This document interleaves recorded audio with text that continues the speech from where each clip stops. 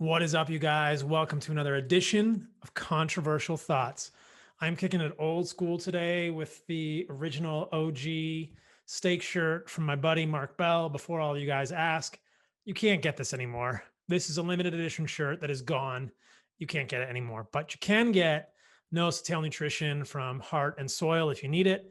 You can always check us out, heartandsoil.co. If you need more organs in your life, we got beef organs coming back. We got Immunomilk and Colostrum, which is a colostrum, and we've got Heart of the Warrior coming in the very near future. Today, I wanted to talk about epidemiology. I've talked about this in the past, but I want to do my best to try and clarify when we use epidemiology, when we don't use epidemiology, and why epidemiology is so misleading, because this is at the center. This is really the crux of so many of the discussions and of so much of the confusion that happens around meat and linoleic acid and basically everything associated with plants versus animal foods within our society, within Western versus Asian cultures, and why so much health information is so freaking confusing. What is epidemiology?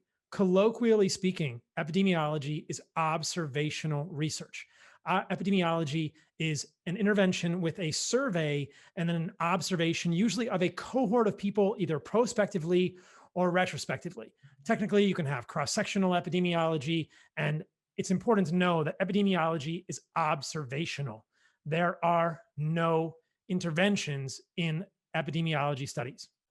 Epidemiology, observational epidemiology, was never designed to be able to draw a causative inference. You can't say that correlation is causation. Many of you may have heard this adage. I spoke about it a little bit on Joe Rogan, but I didn't have the opportunity to fully explain what's going on here. So if you think about the prevailing narrative in the United States, in the Western world, over the last 70 years, since the time of Ansel Keys, the 7-country study, and all of the research, or at least the mainstream promulgation of ideas that saturated fat from animals was bad for you because it raises your LDL, what have we been told to eat in the interim? We've been told to eat less animal foods and more polyunsaturated vegetable oils. That's a whole separate conversation about what that looks like. It may have done, what it looks like that may have done to humans.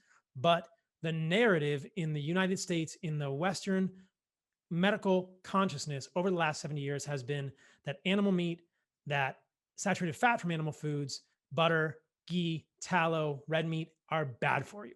So with this in mind, who has eaten red meat for the last 70 years?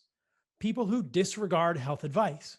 They are more likely to smoke, more likely to drink, more likely to be obese, more likely to ride motorcycles. I'm kind of joking about that one, but you get the idea. More likely to have many other risky behaviors because they are disregarding, quote, mainstream health advice and eating red meat. This is what is called the unhealthy user bias.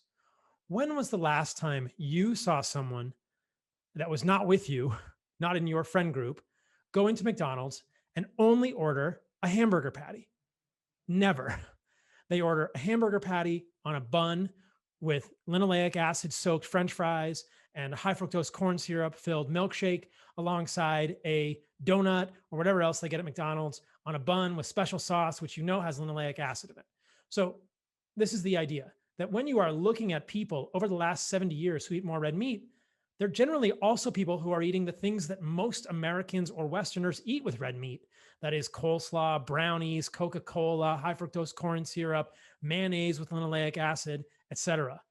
When was the last time you were at a barbecue and somebody only ate a hamburger with no ketchup with sugar, with no mayonnaise, with no corn dog, with no coleslaw, with no brownie, with nothing that had anything else that could possibly be driving chronic disease in it?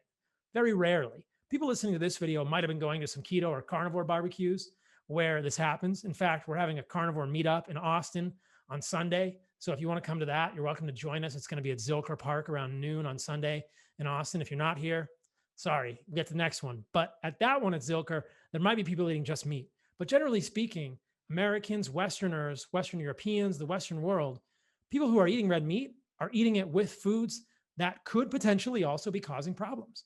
So epidemiology cannot differentiate from those two things. It doesn't know which of those things could be doing it. So you could also associate ice cream, or you could associate mayonnaise, or you could associate French fries with cardiovascular disease. But epidemiology cannot draw a causative inference. It can only tell us what are associated, and we must test this with an interventional study. Okay. The flip side of the coin is the health user bias. The people who listen to health advice, what are they doing? They're eating more fruits and vegetables, but they're also exercising more, playing tennis, more likely to be a higher socioeconomic status, more likely to get in the sun, less likely to smoke, drink alcohol, ride motorcycles, ride electric tricycles, ride whatever the heck you want, joyride your Viper, whatever you're thinking of. This is the health user bias. In the Carnivore Code, my book, I talk about these as the James Dean types and sort of the June Cleaver types. Most people listening to this video are too young to know who June Cleaver is. And to be honest, I am too, but you get the idea. It's like a James Dean type and a goody two shoe type. And so the flip side of unhealthy user bias is that fruit and vegetable consumption is often associated with improved outcomes. And is that the fruit and vegetables, or is it the other healthy behaviors that those people eating fruits and vegetables are also doing? Epidemiology cannot tell us this. It cannot tell us this. But when people put these together in the mainstream media, you see headlines that say red meat is associated with more heart disease, cardiovascular disease, cancer, whatever, and increased fruits and vegetables is associated with better outcomes. And people say, aha, see, I told you. But it's two sides of the same coin. And it is based on the prevailing narrative for the last 70 years that in this country, we have been told that red meat and animal fats are bad for us. So who eats those? The people that are more likely to be rebels, the people that are more likely to have unhealthy behaviors and do less healthy things. And who eats plants, who eats fruits and vegetables? People that are more likely to have healthy behaviors. Am I making all this up? I'm definitely not. And I will prove to you exactly why. And the evidence that I'm going to show you that these health user bias and unhealthy user bias are alive and well and are confounding essentially these studies for the last 70 years and for all of the next 100 until we change this paradigm. So consider the following, and this will help illustrate these points. The first study I want to show you is called the UK Shoppers Study, or Mortality in British Vegetarians. What's interesting about this study, and this is epidemiology, but I'm going to show you why this is misleading. What's interesting about this study is that they compared 21,000 men and women aged 16 to 89 years, and they looked, of those, 29,000 were 8,000 vegetarians, okay? So the SMRs, this is the standardized mortality ratios for all causes of death, were significantly below the reference level of 100 in both studies. 52 based on 1,131 deaths on the Oxford Vegetarian Study, et cetera, et cetera.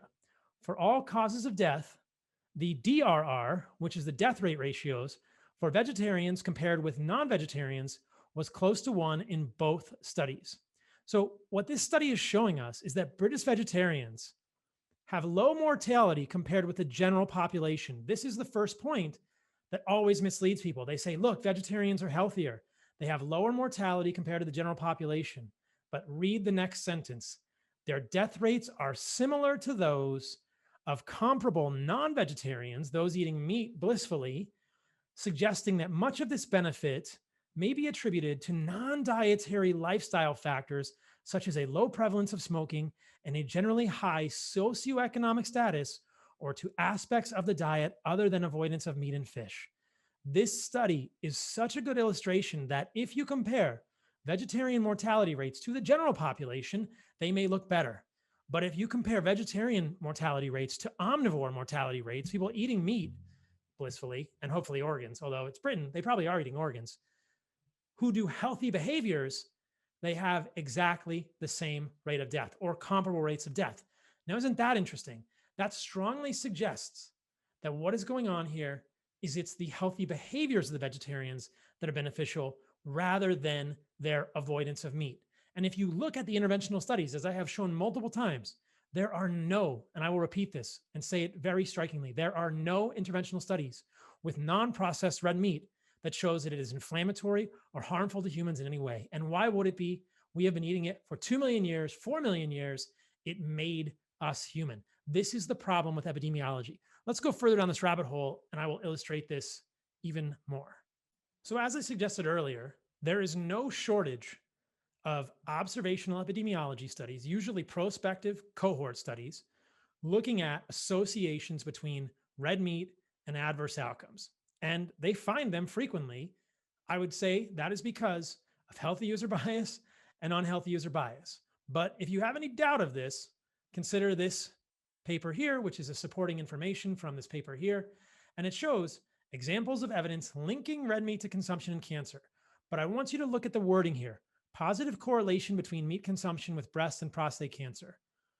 Colon, prostate, and bladder cancers significantly higher among eaters. Colon cancer risk higher among red meat consumers.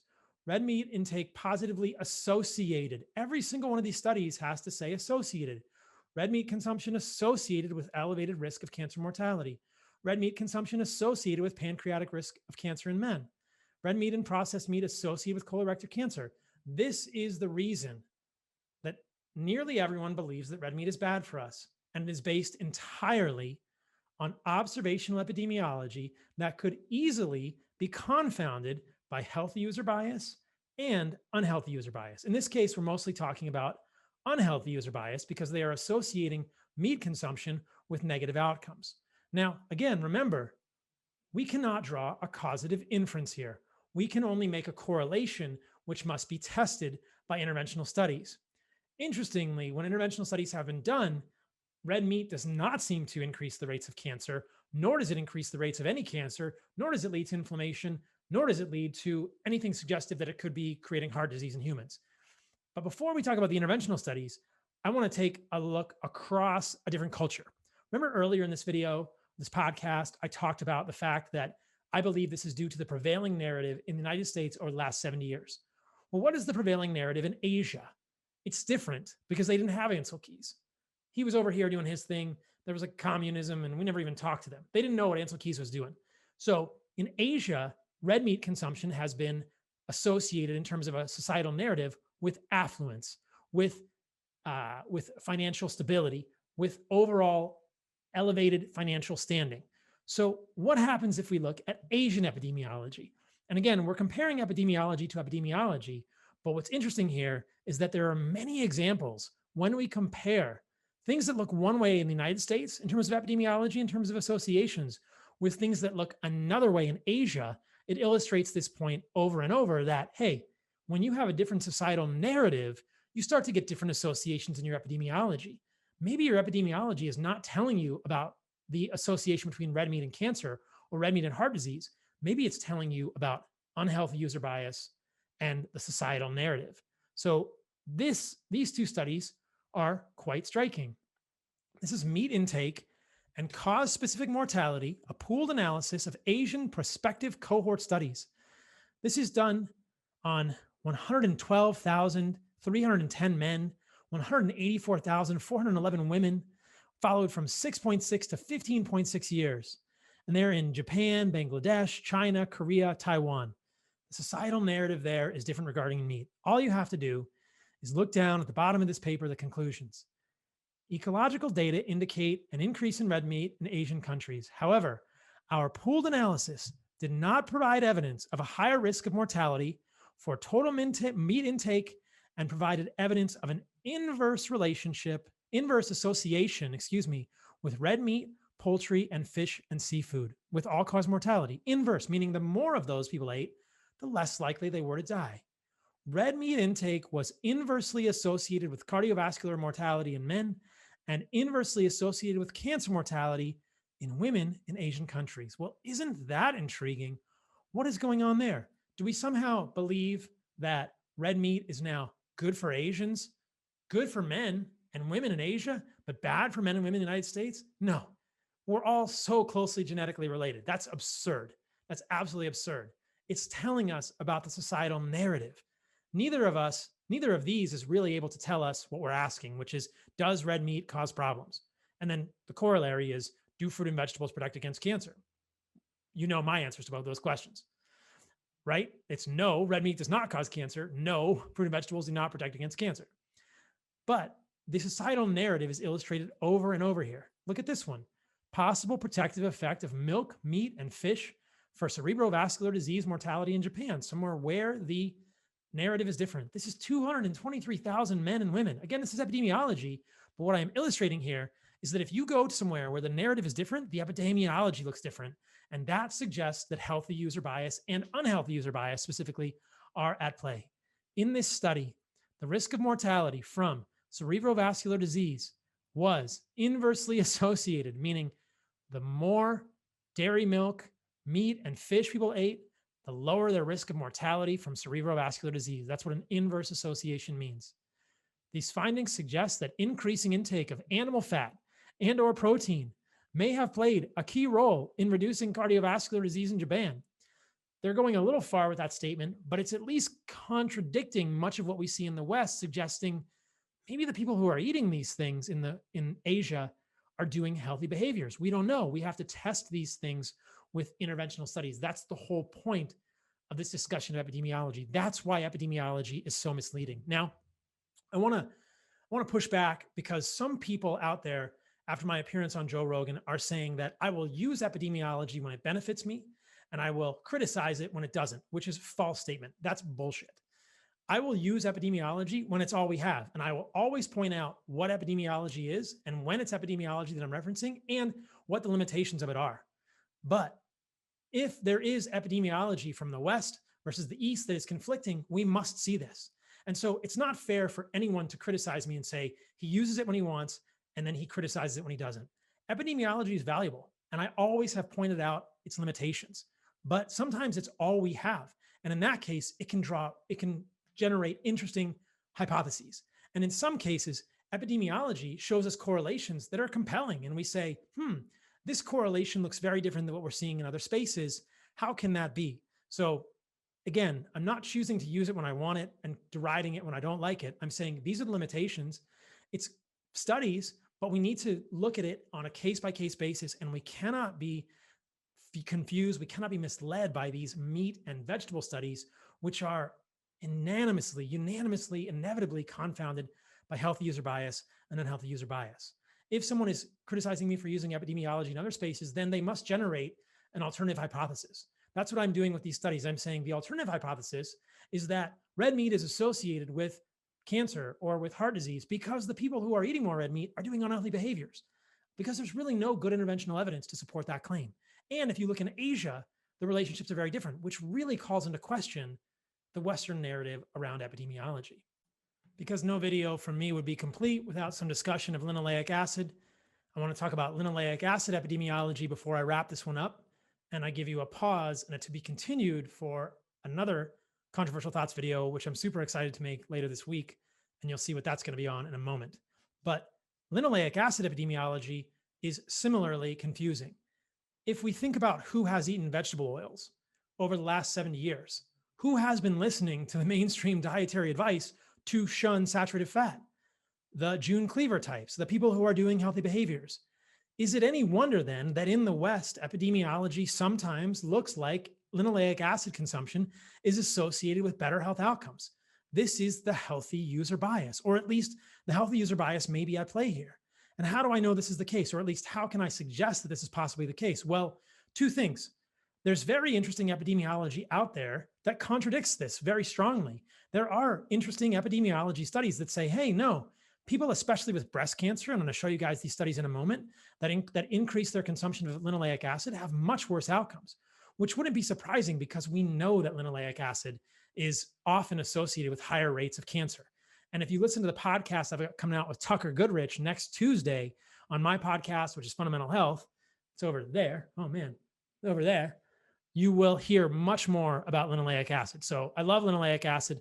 I've talked to Peter from Hyperlipid. I've talked to Brad Marshall. I've talked to Ben Bickman. I've talked to Chris Kenobi. And I've talked to Kate Shanahan about linoleic acid. And next week, we've got Tucker Goodrich on the podcast talking about linoleic acid. But check out this epidemiology study. This is an interesting one. So this is a meta-analysis, meaning it's a study of studies of dietary intake and biomarkers of linoleic acid and mortality, a systematic review and meta-analysis of, these are prospective cohort studies.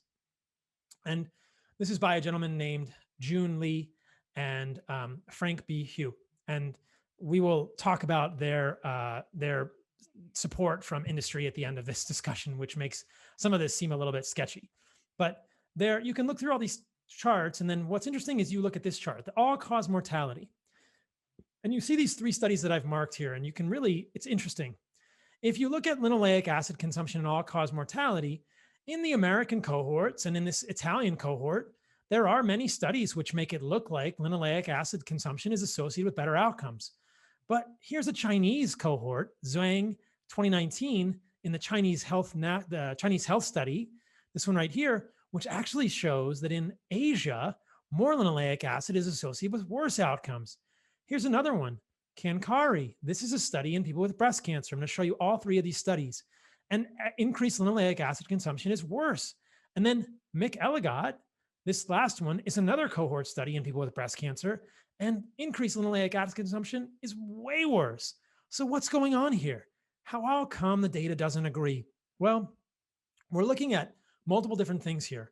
The first thing we're looking at is a cohort in Asia, which I am fascinated by because I think that they often can reflect these different narratives. So if you look at that study comparing NHANES data, which is a US cohort, to the Chinese National Health Services study, which is obviously a Chinese cohort, I'll pull that one up in a moment, you see that linoleic acid and some of the polyunsaturated fats look different between the 2 cohorts. Again, bringing up the real distinct limitations of epidemiology. So this is the study from Zhuang looking at NHANES versus a Chinese cohort, polyunsaturated fatty acids intake, omega-6, omega-3 ratio, and mortality, findings from 2 independent nationwide cohorts. And what you find if you read this is that they're all over the place. They can look at omega-3s, which are generally associated with improved all-cause mortality. Really what I'm most interested in now is things like linoleic acid. And what they found in this one was that the trends for linoleic acid were quite confusing. And arachidonic acid, which is found in meat, was consistently linked with reduced all-cause mortality in both NHANES and the Chinese National Health Study. So what's going on there? Why is more arachidonic acid linked with a lower all-cause mortality? That doesn't line up with anything else. That's exclusively coming from meat. The only place you're getting arachidonic acid is from meat. So again, it's showing us that there's a real problem with this epidemiology. But if you read this study, you'll find a lot of conflicting things, which is not surprising because epidemiology really can't disentangle a lot of this. So I highlighted some stuff down here in the study that I want to point out.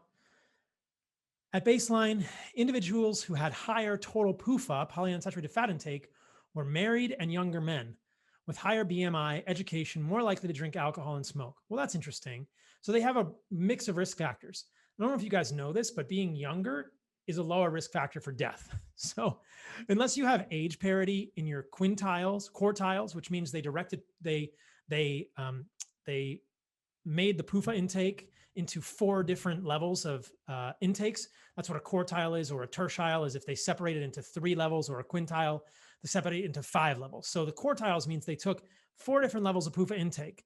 The people who had higher PUFA were younger. They also had higher BMI, more educated, more likely to drink alcohol and smoke. So they had some risk factors that were good and some risk factors that were bad. But it's important to note there's no age parity in this, and that the younger men are definitely less likely to die no matter what. So if you look in here, it says a weak reverse association of dietary PUFA intake with all-cause mortality was found in NHANES. So that's the American cohort. Surprisingly, in the Chinese National Health Study, the increase in total omega-3 PUFA intake was marginally related to an incremental total increase in mortality for the 4th quartile when compared to the 1st quartile. So here in China, they're saying that if you had more omega-3 PUFA, you were more likely to die. What's going on here? Over here, marine omega-3 PUFA ALA, increased marine omega-3 PUFA was associated with a substantial decrease in total mortality in the Chinese study.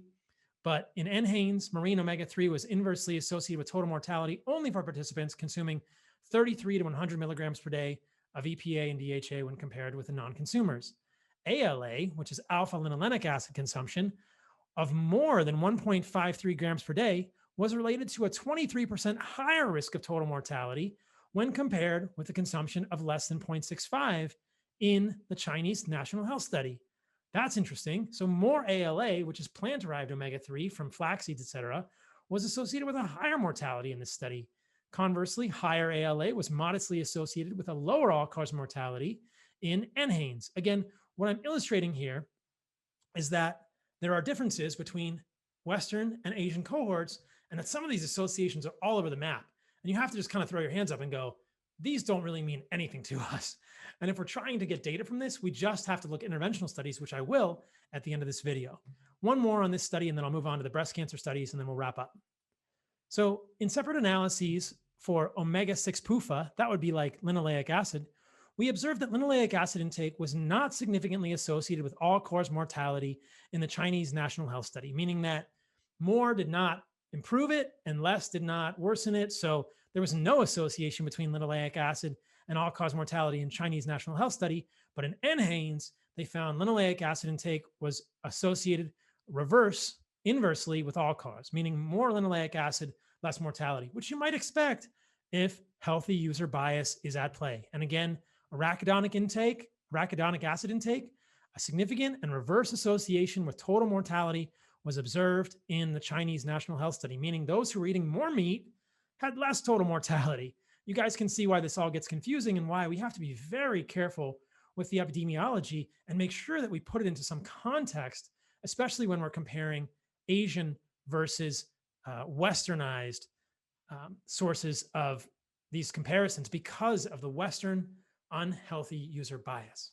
So I'm not going to go into the following two studies in detail. I'll show you guys the studies. You can look at them if you want, but these are both looking at intake of polyunsaturated fatty acids in breast cancer, a number of other things.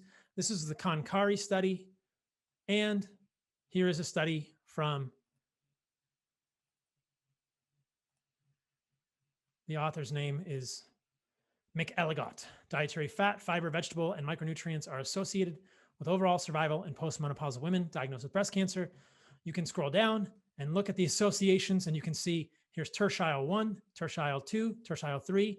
In tertiile 3, the highest amount of linoleic acid, there was a 2.39 hazard ratio, meaning you were 2.39 times more likely to die of breast cancer when you had the highest intake of linoleic acid. So what is going on here?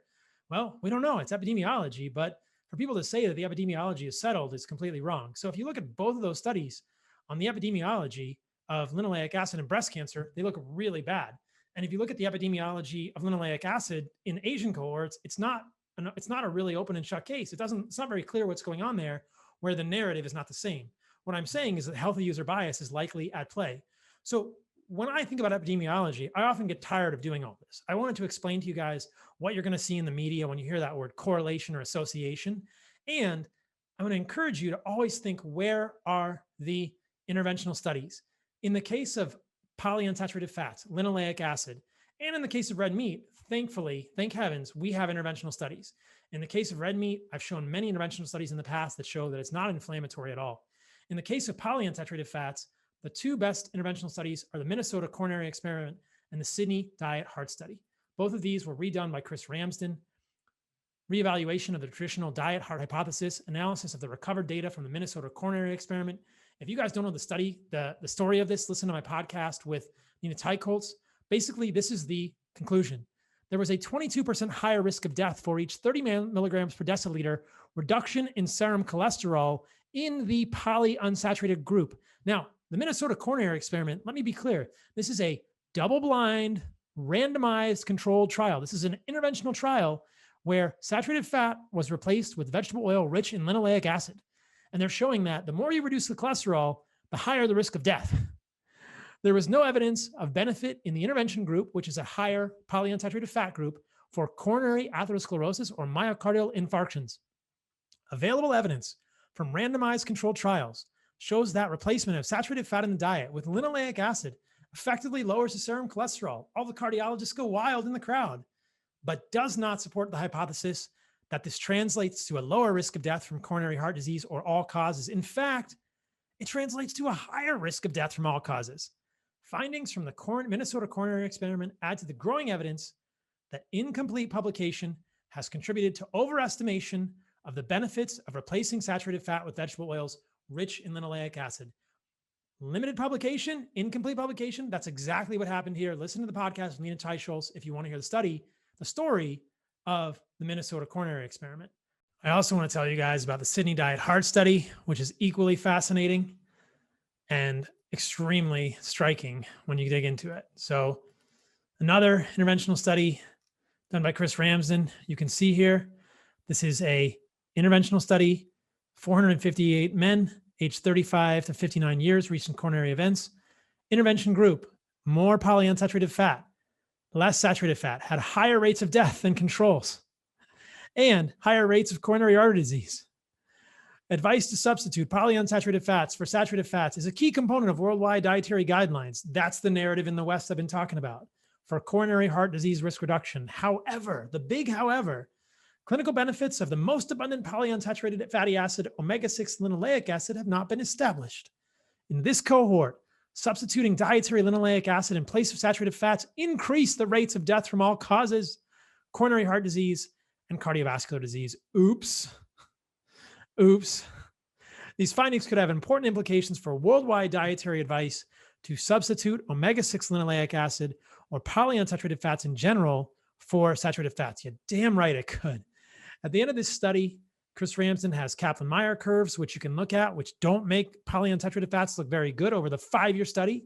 And there's this graphic, which will be a teaser for the next controversial thoughts, which I will release in a couple of days. It talks about linoleic oxidation forming 13-HODE, a compound I talked about with Tucker Goodrich.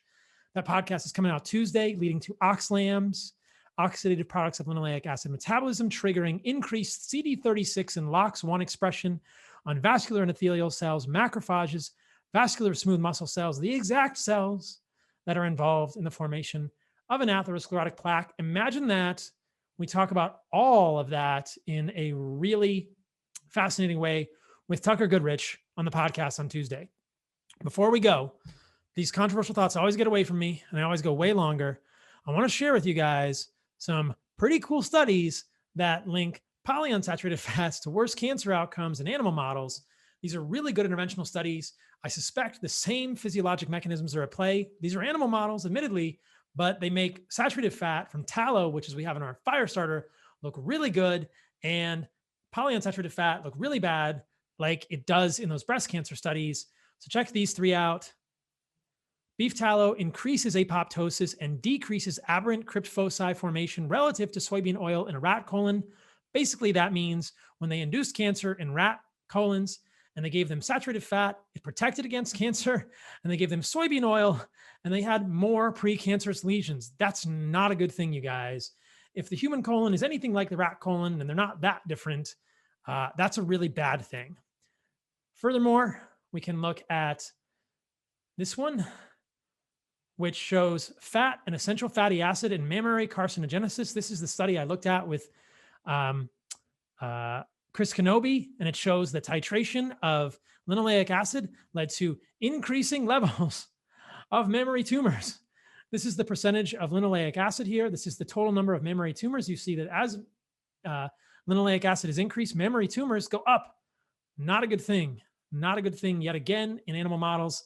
Linoleic acid looks very bad from cancer perspective. And one more, if you had any questions, effect of dietary unsaturated and saturated fats on azoxymethane-induced colon cancer in rats. They have to give these rats cancer, but what you'll find is that when they give the rats cancer, saturated fats were protective, like the first study I showed, and the polyunsaturated fats made the outcomes way worse. The altered lipid composition of the mucosa may increase the sensitivity of the colon to the carcinogen, and the excess of arachidonic acid or its metabolites may be the primary agents of co-carcinogenesis of colon tumors. These findings suggest that dietary unsaturated fats have potent carcinogenic effects on colon carcinogenesis. These findings suggest that dietary unsaturated fats have potent carcinogenic effects on colon carcinogenesis. Imagine that. Again, this is a rat model, but I think that it's a pretty good model for the human gut. Not a perfect one, but pretty darn good. And isn't it interesting that in both of these situations, we see animal models, interventional animal models, looking completely different than the epidemiology, which is confounded hopelessly, I would say, too often by health user bias and unhealthy user bias. We use epidemiology when we have to. I always acknowledge it. I will acknowledge its limitations. And sometimes it can generate interesting ideas, and it can look like it's actually suggesting that many of the hypotheses out there don't make a lot of sense. I'll show you that in the future. But interventional studies in animals, clearly saturated fat and tallow, what's in fire starter, is beneficial. So many studies are interventional studies with polyunsaturated fats. Minnesota Coronary, Sydney Diet Heart illustrate this clearly. The next controversial thoughts, I'll talk about CD36, LOX1, and the initiation of atherosclerosis which I don't seem to have according to the coronary artery calcium score at all. Imagine that, despite my elevated LDL, in people who are eating lots of linoleic acid. And there's a podcast with Tucker Goodrich coming Tuesday. Check us out at heartandsoil.co if you guys need more nose to tail nutrition. There's no linoleic acid added to our supplements. There's all kinds of good nutrients in there. Go kick some ass. Love you guys. You are part of the remembering. Till next time, stay radical. Get it.